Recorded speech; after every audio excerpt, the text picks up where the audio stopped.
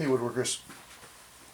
Okay, so I want to talk about setting up for doing a stopped groove or even multiple mortises in a carcass construction setting. If we're putting in a divider, if we're going to put in some type of structural piece here, we need to be able to cut these things out. And there's not a lot of options as far as machines go when we have a stopped cut situation. This would be very easy to set up on the table saw with a dado blade just going all the way through, but it would be exposed on the front edge and the back edge. And so I wanted to talk about a different option here.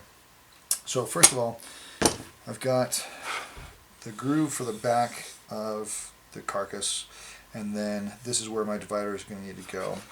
I have the end still square so I can measure off and kind of chart this thing out, which is what I've done.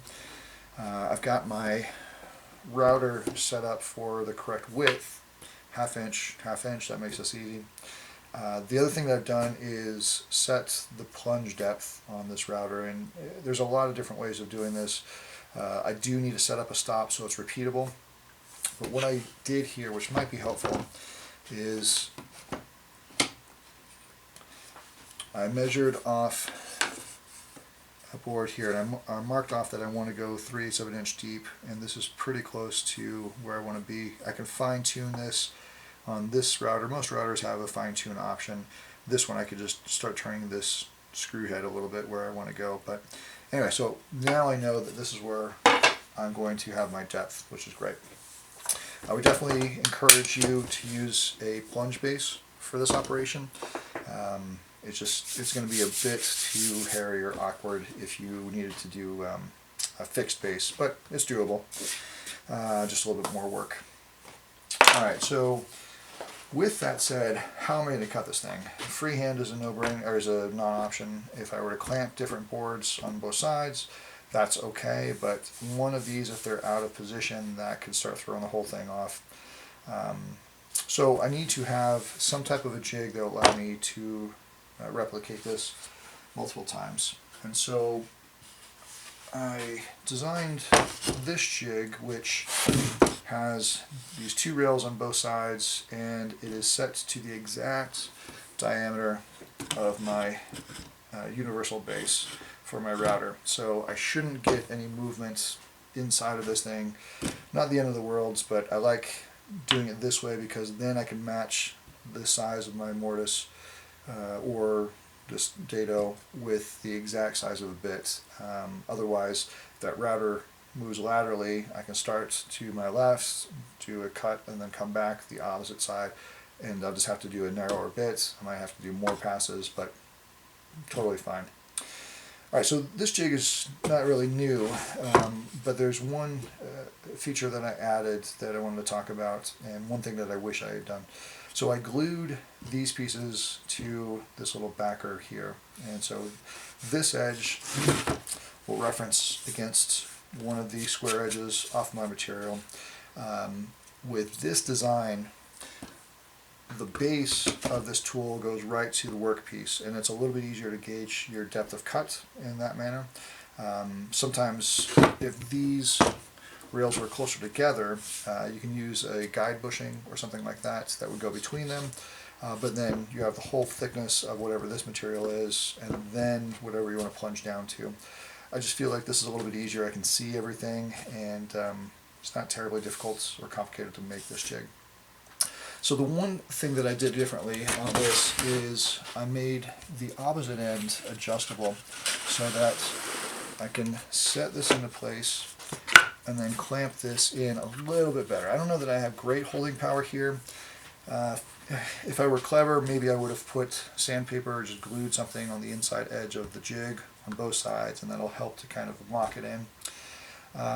So I like it, but I think what I should have probably done is glue in another piece all the way over here so that this width, let me rephrase it, this dimension does not change the entire length.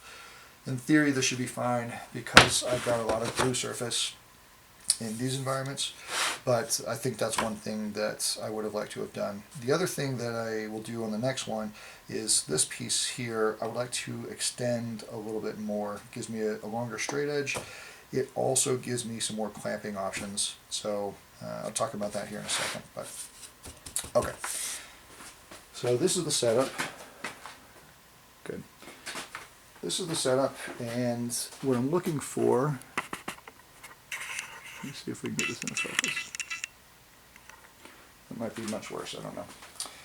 What I'm looking for is to set this up with respect to my router.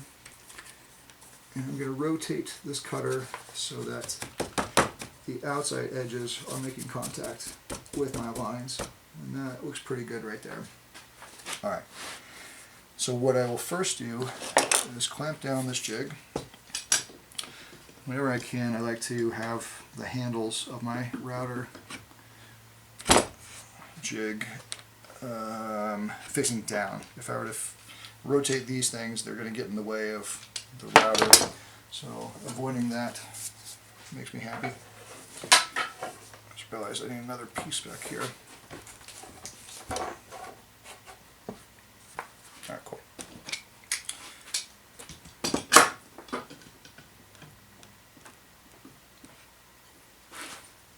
Okay, still in good position.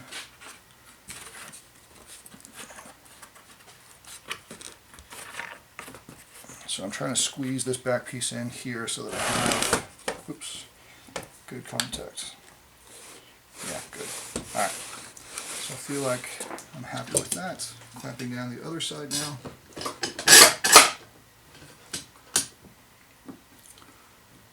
Okay, so if you remember, I was talking about extending these parts here. I would like to have that in position because I would like to clamp all the way across this setup, and that will just hold these things down a little bit more. And so I think next time I make this jig, if there is next time, I'll modify that a bit. Oops.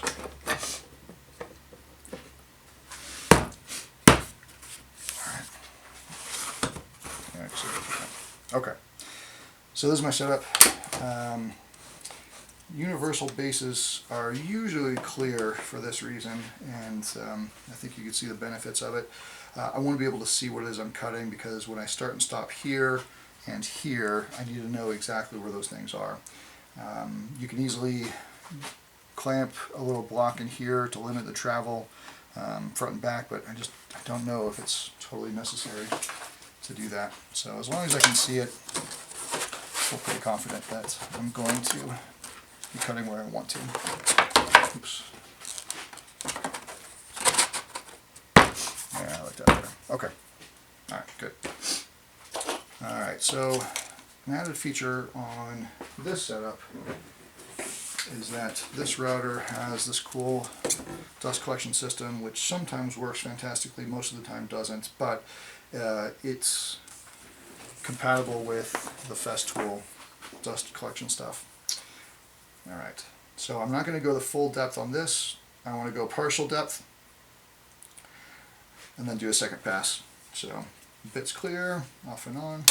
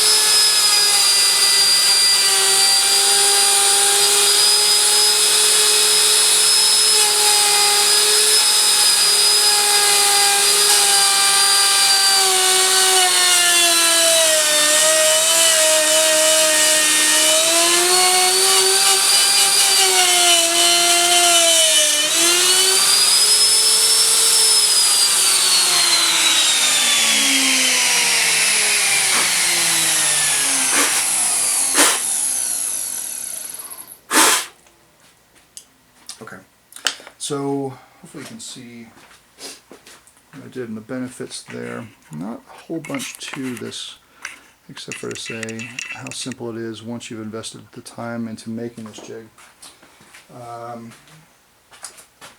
One thing to point out is the distance here from the front edge to where my where my dado is going to start. I want to consider, because I'm going to do an inset door, about 3/4 of an inch back as far as the thickness of the door. Plus, I want to have the front of that divider extend a little bit past my joinery. All of these will be expanding in the same direction, not necessarily the same rate, but same direction. So if this does move a little bit differently from whatever the divider is, this will still cover. I don't want to end my divider right where the joinery ends, because that could start to show up over time.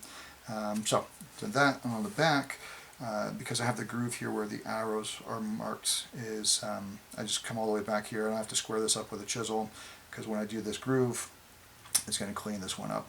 So just knocking out these corners with a chisel, and then fitting your divider into place, and that's that. Hopefully that was helpful. Makes stopped dados a breeze to do. Thanks.